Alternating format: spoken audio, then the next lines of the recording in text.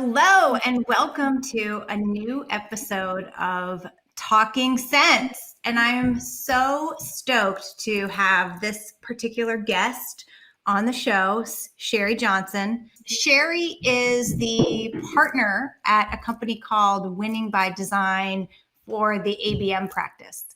For those of you who haven't heard of Winning by Design, they are the number one go-to-market consultancy on G2 Crowd. Phenomenal CEO, very visionary, work with a lot of high growth companies, definitely a firm to check out. And Shari runs the ABM practice and is just killer. She knows everything ABM. So thank you for joining. Why does ABM require marketing automation? Yeah, no, this is something I'm super excited about, or just really having a lot of fun with. I think we're all in a boat where the types of account-based programs that were working before are more challenging than ever when you're thinking about a physical presence, right? Events are difficult. We can't have the steak dinners. Even direct mail is a little bit more challenging than it used to be. So the digital signals are more important than ever to really figure out how we can engage with customers, showing intent, showing buying signals who are in market, and where I think there's such amazing room is having that strategy as well as the ops piece married together. I think I used the term that the MOPS people really have the keys to the kingdom. They understand where these signals are, how to operationalize them, how to get them to the right people. And on the strategy side, we understand which signals are important, how to message to them. But marrying both sides of the ABM strategy as well as your MOPS team can be so incredibly powerful. And we've been doing a lot of work around this piece with clients, and it's been really fun, frankly. But yeah, MOPS is more important than ever. Even I think it was always important. I grew up as in my early career as an Ella Queen.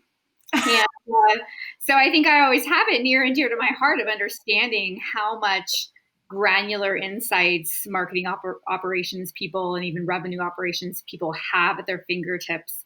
And oftentimes they're not brought into those most strategic conversations to really figure out how can we take all of their insights and really build pipeline and build business out of it.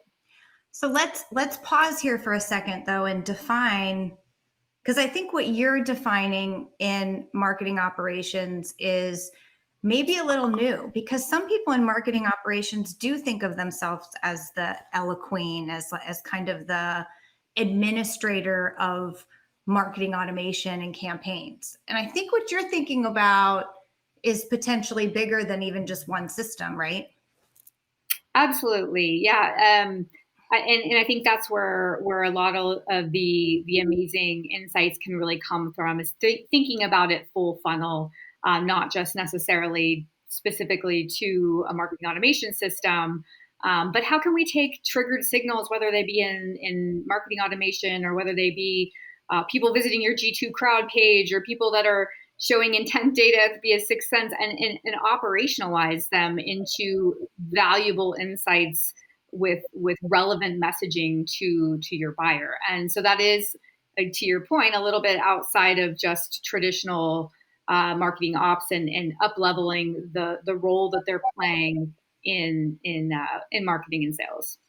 So I do this CMO coffee talk every week on Friday, and we talked about tech stack last week, and it was interesting. We didn't actually end up talking about technology. We ended up talking about the team, because these marketing ops folks that you speak of are kind of purple squirrels. I mean, they're not just out there. If I need them, where do I find them, you think? Like, how do I hire for that? Not gonna lie, not an easy one for sure. I mean, even in today's market, where I think there's a bit more talent out there than we had 6 months ago. I think ops folks tend to also just honestly have a profile of being a little bit more reserved, and so having that person who has both sides of the fence of the data insights, the heads down technical chops along with the strategy piece is not something you find easily. And if they do exist, they typically are definitely scooped up more than not. So, where I found success is really making sure that there's that discussion and that partnership where you can collaborate with the insights that are coming from the ops team along with the strategy, and see how you can really work together with both sides of talent that way. Because I agree with that. It's kind of a rare purple squirrel to find someone who has it all in one. Yeah, call me if you're out there. We need more purple squirrels. So kind of along those lines, how do you feel about marketing ops, sales ops, rev ops? And usually I have an opinion on things, and I kind of do on this, but I kind of don't. It's on the one hand, there's, I think, a lot of benefits to putting all ops in revenue ops. On the other hand, marketing typically gets the shaft to sales. So what do? It's that's my exact dialogue. On paper, revenue ops sounds like the perfect thing, right? How many of us all struggle with having one source of truth of your pipeline metrics, your data metrics, your attribution model? So from that standpoint of view, I'm a huge fan of centralizing revenue ops. But I think the devil's in the details when you actually operationalize it. And as an operator, I've had teams in both camps. I've had revenue operations centralized at several different companies, and I've had it separated. And I think when I've had the consolidation, I think to your point, the number one issue is lots of times the prioritization of marketing ops becomes deprioritized, in which case there just ends up being frustration in terms of, can a sister get a report up in here? Just looking for a dashboard. Can my lead list get uploaded? Can I, there's all these things that become, challenges. And I think also the challenge that I found is that the market is not there yet. We just talked about how marketing ops, someone who's a strategic marketing ops person is a purple squirrel. Well, how about finding a revenue ops leader who knows all the tech stack on sales ops and all of those, the tech stack on marketing ops? And so that's where I found the challenge too of like, okay, we're looking for a purple squirrel with stripes. It's like, really? Exactly. So we may get there eventually as talent tends to start thinking about revenue ops, but I feel like the market is so lean on folks knowing both sides that if you find a revenue ops leader who grew up in Salesforce, of course, most of their time is going to be spent on Salesforce ops. And if they may not know Marketo or whatever marketing operations or marketing tech stack that you're using well enough to really be the leader who's architecting that and moving it forward. Yeah, so ours is one team, and I think I do have a purple squirrel with stripes, which is great, the leader there, but we do have a dedicated marketing ops within that. I think otherwise it wouldn't, it would be very challenging to get prioritized, to your point. Yeah, that's an interesting dynamic, and I can see that being kind of helping both sides of the fence. And hopefully, you do have the advantage of having the one source of truth of your reporting, which can be such a time saver and less save embarrassment. I mean, I tell the story of one of my most embarrassing career moments was, a huge meeting, really, really important meeting. And it was the head of sales and me, and we're close. Like, it wasn't like we were misaligned or there was nothing like that going on, but the meeting came up fast and we both had to go and like put our stuff together. And so he worked with his sales ops team. I worked with my marketing ops team, and we put the slides up and nothing jived. And actually both slides were right. But here's the thing, win rate, like you take a win rate. Are we talking about trailing 12 months, trailing 6 months? Are we talking about compete to win? Are we talking about stage 0? Like, just one little metric can go out of control and mean 50 things. So after that, I was like, that can't happen again. That was really bad. I felt like a complete moron, and he did too. So, if that saves some people some embarrassing moments, I do think it's worth it to at least have a coalition of the teams to get the definitions of those things right. Yeah, if you can agree on an attribution model across sales and marketing, if you can agree on timestamp reporting, things like that can save a lot of heartache and embarrassment in your point of view to make sure that you have a unified data model for sure. So another thing that I am gonna you're gonna think I'm a total stalker, but I don't care. I am a stalker. You talked about ABM not being ads. And I thought that was such a good comment because a lot of times people think, oh, I'm just going to run a bunch of ABM ads and like all of a sudden I'm going to be, Scrooge McDuck swimming in my coins of money pipeline. It's a little harder than that typically, don't you think? Yeah, and I'll admit the comment was after a pretty frustrating conversation where that was the dialogue of that was going to happen, and I just I use the analogy a lot because I think it kind of resonates of thinking about an enterprise deal of getting married or having a relationship. You certainly don't go up to someone at a bar and ask them to go home with you. It's a dialogue, and I think expecting an ad to move an enterprise sale is just unrealistic and very rare that that's going to happen. It's a journey, it's a conversation, it's an education, it's getting multiple stakeholders involved. And so I'm not dismissing it. It certainly can help the process of building brand awareness, building that air cover. But I do feel like ABM has so much emphasis on just ad targeting, and we need to dial it back. And when I design programs, it's kind of like a nice to have, or it can certainly accelerate my account-based programs, but it's certainly not the focus. And yeah, I think I had a little rant about making sure that people were not, that's not the expectation. And in my world has rarely ever happened that an enterprise deal comes through just an ad. Totally. I mean, I even think clicks are we look for something called view through, which is basically they got served the ad and then from on that device, they come to the website. Cause I'm like, who clicks on, I just did my security training. We're not supposed to click on anything. You know what I mean? So I'm like, who's really, even click throughs, I think are a little bit outdated as like a pure metric. But what would you tell me if I'm sitting there saying, well, Shari, I'm running ABM ads. How do I know they're working if I can't say I got $5 billion trillion in pipeline? Yeah, no, absolutely.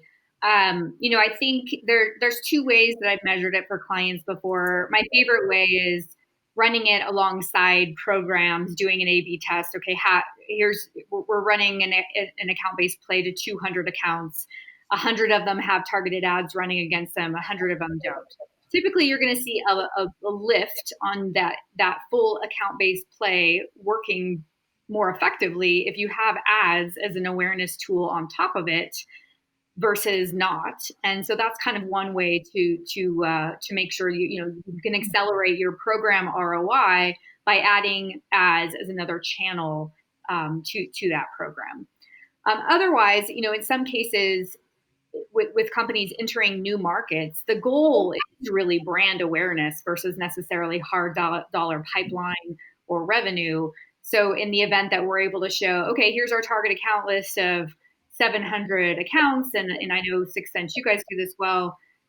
When we started, no one is visiting your website or knows about you of these 700 accounts, and we can show 3 months later, 30% of them are now engaged with you. That's very meaningful, and it may not be a hard revenue metric, but if you're entering a new market, that is a fair expectation of what ads should contribute to an account-based program. Yeah, I liked your bar dating analogy. I'm gonna continue with that. It's like a cocktail, right? That might be the mixer, but it can't be the only thing. Like you need to mix it with other aspects of a great campaign to be able to show some kind of engagement. Exactly. I think you made a great comment of, there's no easy fix. It's got to be, using multiple channels, having great value add, and really taking a village, right? It's not just a marketing tool. It's not just an SDR program or a sales program. It's a heavy lift by the team to get enterprise across the ground. I know on that post, I was like, I almost wrote it's good job security because it is so hard. Like if some tool came out and like, I guess we wouldn't have jobs, but I think we are getting more sophisticated, which is good news. But when you have 10 people involved, multi-channels and tons of different touches, it is about orchestrating a play, which kind of brings me to my next stalker move, which was you did a webinar with Megan Hewler, and it was all about like account-based plays and account-based triggered plays. So what does that mean for folks? What are some best practices there? Well, I'm honored that you're my stalker, Latané, so I'll take it. But I think we talked a little bit about earlier in the marketing ops section, but where we're seeing a lot of success nowadays is this. It's almost a mix of inbound, outbound, I guess you can say, where it is a little older school to expect CMOs, CTOs, high level people in your buyer's journey to be filling out forms.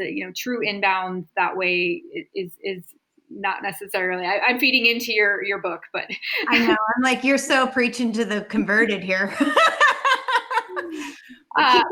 going. I don't want you to lose your flow. Yeah, no, there's definitely a lot of value in still understanding that digital engagement and not just banking on the form only as your only point of interest. And so, with a lot of clients, we're unearthing your target account list, of your targeted personas. You have people engaging. Let's operationalize this and get those have a play that helps engage those particular accounts. And there's some, the insights are unique to each company. I think I mentioned the one that we've seen some success with is, hey, people are visiting your G2 crowd page. They're in a buying cycle for whatever solution that you may be having that works a little bit better with a more commoditized account. But in that case, they're a little bit farther down the funnel. You certainly don't want to lose out to your competitors if you have a targeted account who's showing buying signals of buying something in your space. And so being able to up-level those triggers to the appropriate person of the AE or SDR who owns that account immediately can be so powerful. But not only that, where I think even that amount, a lot of, you hear a lot of stories of all these triggers going to Slack and but people, how do we make it actionable for the AE? If the AE has to then go find a contact, then they have to figure out what messaging to use. It often just doesn't happen. So, where we're finding success is how do we marry that amazing triggered account signal to getting it to the right person and the right engagement message all in one, and building pipeline in a really relevant and impactful way. Just the signal is like 6 years ago. And that was a business model that had to be changed because you have to do something with the signal. You have to have an action. But that's not, I've found in the last 2 years, that's not even enough. Like, here's the email that you send. Here's the cadence that gets triggered off. Here's how you put the keyword in the subject line. Like, very, very prescriptive if you want it to get done. Yeah, absolutely. And, this is the first time, moving over as a partner to Winning by Design, part of my role is doing sales. And, I think you learn so much by having the empathy on both sides of the fence, because I think as a marketer, you're like, seriously, AE, I am sending you target accounts who are, engaging with high value content of ours, and you did nothing, and you get frustrated. But, if you're on the sales side, you can understand you're trying to close a deal and that's a lower priority. And then by the time you get to it, so how can we, to your point, like spoon feed, make it as easy as possible, give them the account research, give them the data they need so that we are making sure all of our hard work in marketing is getting actioned on, and that we're moving it down pipeline. So one of the things I think we talked about, and I want to share with this group because I thought it was a great concept, and I think it goes to this. You can never underestimate the amount of spoon feeding, chewing, bottle feeding that needs to be done. And so how do you design your team for that alignment? And I think you had the notion of a pod, which I thought was really, really good, because I don't think of our field marketing team as event people or just, planners. I really think of them as like the ABM kind of program leads. But that involves working with SDRs, that involves working with the marketing team and with sales. So tell me about kind of what you're seeing with companies and that role and this notion of a pod. Yeah, absolutely. As an operator, I had organically rolled out pods on a few of my teams, just out of a necessity, frankly. How do we make sure that each AE is getting a bespoke plan to help them move pipeline? And it's so unique. One of our AEs may have, a lot of people stuck in pipeline. One of them may have no pipeline. So the approach that you would take to an account-based play is very different for each AE. There's regional differences. If someone's in New York, they may have a lot of financial services clients, and we found such value in how much efficiency and teamwork and frankly results from that model, that as we've moved over into Winning by Design and helping other clients, that it's naturally a way as we help companies roll out account-based strategies that we design around, especially for companies. Many of my clients have, very unique use cases for things like industry, or they may have, unique particular solutions depending on key technology stacks and things like that. And especially as you're accelerating to expect your whole go-to-market team to understand all those use cases, have customer stories that are relevant for all of those areas, is just, and understand market creation in all those particular areas, is just unrealistic. And the pod structure allows that team to really understand that market. An example is, one of my clients sells a pretty cool tech solution, but one of them is operationalizing tech signals for an HR use case. So the targets are all HR oriented folks and HR challenges. The other one, the same type of solution, is used for revenue operations. So those are very unique use cases. Totally. And expecting an AE, a marketer, and an SDR to know what channels to reach HR people and revenue operations people, understand the personas uniquely that are each of those buying committees, the use cases, the customer stories, it's just often so inefficient. But by having pods so that each team is able to really focus on accounts that are in those spaces and uniquely sell into them, there's just so much efficiency gained and teamwork gained, that we're just seeing so many results. And so I'm a big fan of the pod structure, especially if you're selling into $50,000 ACV and over. Most of the pod economics, as we call it, just make a lot of sense. We are at a very interesting time with, no events, right? Everyone's redefining themselves. Everyone's digital. I talk about the dark funnel as your only funnel. Like so much, and innovation happens in a time, creativity and innovation happen in a time of need. And I think technology can be a big catalyst for change. So I'm personally seeing that digital might seem free because you're not traveling or whatever, but it's way more work to do well. I would agree. And, I think it has been an interesting dynamic, because there's kind of, on the one side, universally budgets are getting somewhat cut on marketing, but on the other side, events are expensive, and usually a pretty large chunk of a marketing budget, between travel, sponsorship fees, etc. And getting that money back can also, in some cases, sort of even have a overage in terms of still working out to where people are able to invest in more digital, even with that balance, depending on the company, of course. But yeah, buying the technology does only get you part of the way there. It certainly requires both the investment in the tech as well as the headcount to really do it well. Well, I could go all day, but we don't have all day. I'm sure you have clients that need you. So we're going to transition to the next part of the show. We're going to keep it a little fun and fresh here. And the next segment is called Talking Nonsense. So hopefully throw out a topic. All right. And you just throw out whatever comes to mind. All right. I'll do my best here. All right. No problem. This is more stalking. This is winning by design stalking. Doubling popsicle sales. All right. So amazing concept by our founder, Jacko. But this concept is, as marketers, we're all, and sales leaders, there's so much emphasis on if we're going to scale top of the funnel growth or close rate growth.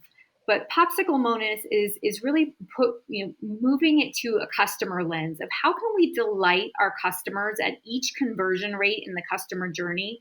If we were able to make a 10% conversion rate improvement at each stage, you can accelerate growth far more, and far more likely that you're able to do that than, let's say, doubling inbound demand at the top of the funnel.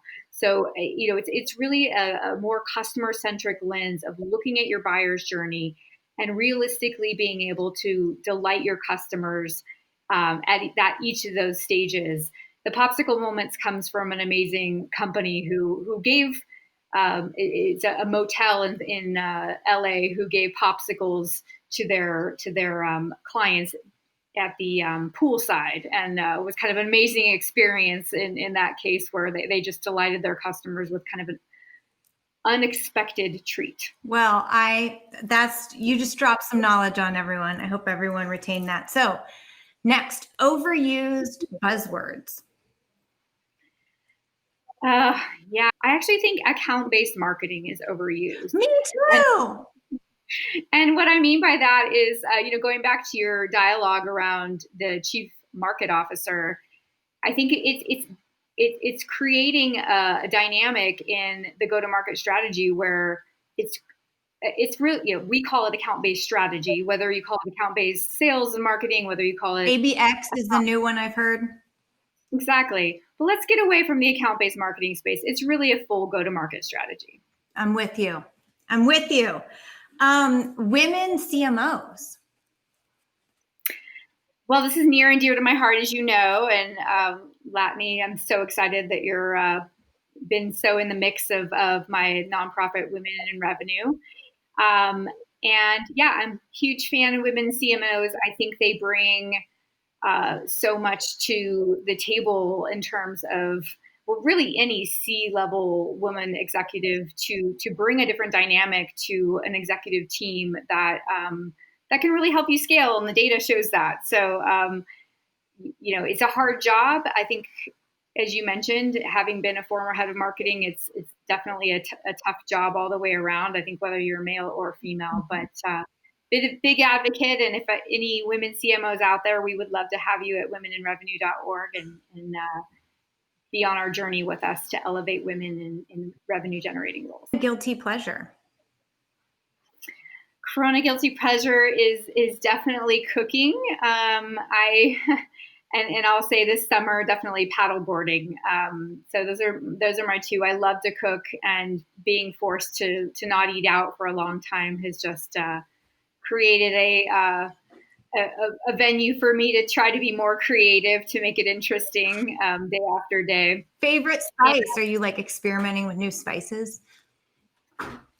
Yeah, I think that I have an affinity for Greek food and feel like it's very underserved in our world in the U.S. I just find it interesting how it's, to me, analogous and just as delicious as Italian food, and just really underserved. So I've been very much into Greek and Greek spices and oregano, all that good stuff. Oh, Opa. Book recommend. I'm a big fan of historical fiction, so I love anything by Isabel Allende. Read all her books as they come out, and so that would be my favorite genre. Thanks for hanging with us for Talking Nonsense.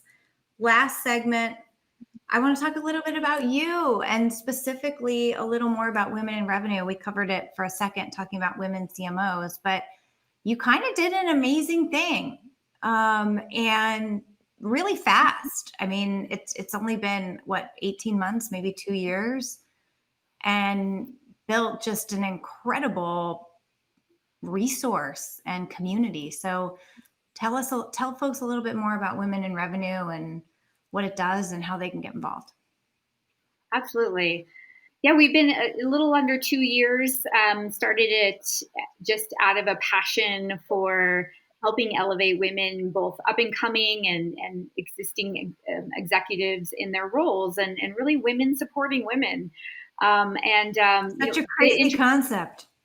Yeah.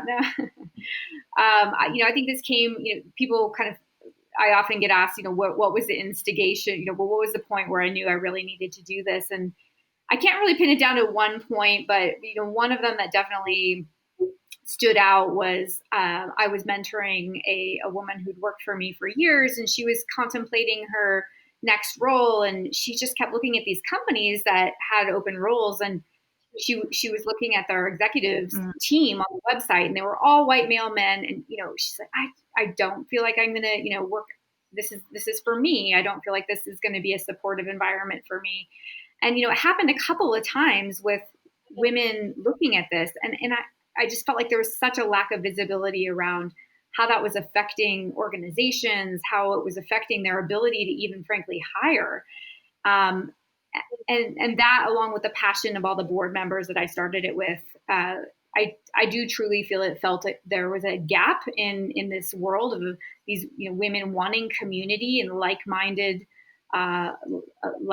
way to discuss not only in a safe way diversity and inclusion, which is obviously part of the topic, but also in a safe way just general revenue advice and sharing insights amongst each other in a way where we feel like-minded and supported. And so, yeah, I've been pretty blown away and just amazed at the active Slack community that we have, how many job openings and connections we've been able to make, especially with what's going on now with amazing women being furloughed with COVID, and being able to connect them with new opportunities and resources and support with our mentorship program. So if you're not a member, yes, womeninrevenue.org/join. We're totally a nonprofit. It's free to join. And we do quarterly events as well that the team does some pretty amazing guests and Sixth Sense is a sponsor and a supporter, and I really appreciate all the time you put into it as well to help make it an amazing community. Well, it's something that definitely needs to happen. And, I think you guys do a nice job of not just having it's the Slack channel, if that works for you. It's small events. So I know I did one about finding your superpower, and, there was only 8 of us. And so it was really a great, intimate conversation. And then there's the mentoring that does a good job, like matching mentors. And so it's just a lot going on. And really, really thankful for you and all the founders for putting it together. So that's it, except for the last question here on Talking Sense, which is actually the most important. Your biggest F up. Colossal. I already shared like 5 of mine. The one that sticks out, and I feel for marketing ops folks. I mentioned I was grew up as an Ella Queen, and so it was what number of years back when I was in the marketing operations space. But I think it's always stressful when you're launching a campaign in marketing ops, no matter what you're doing. And you always feel a little bit of tension and stress Totally. before you hit that send button to a large number of people and roll out a campaign. But yeah, there was on my team. I ran a global team at the time, and one of the team members, I'll take ownership over this, but she sent the Japanese edition of our newsletter to all of Europe, and so everyone got in Europe got a Japanese interpreted newsletter, which was embarrassing and went to thousands and thousands of people. So it's just your globalness, man. You were embracing it. I think everyone has like an email send. Or I mean, I pray every time that thing goes off, something crazy doesn't happen. Oh, well, thank you so much. Honored to have you in the industry and get to work with you and Winning by Design and Women in Revenue. Really appreciate you coming on the show, Shari. Yeah, it was a lot of fun. Thanks for having me, Latané.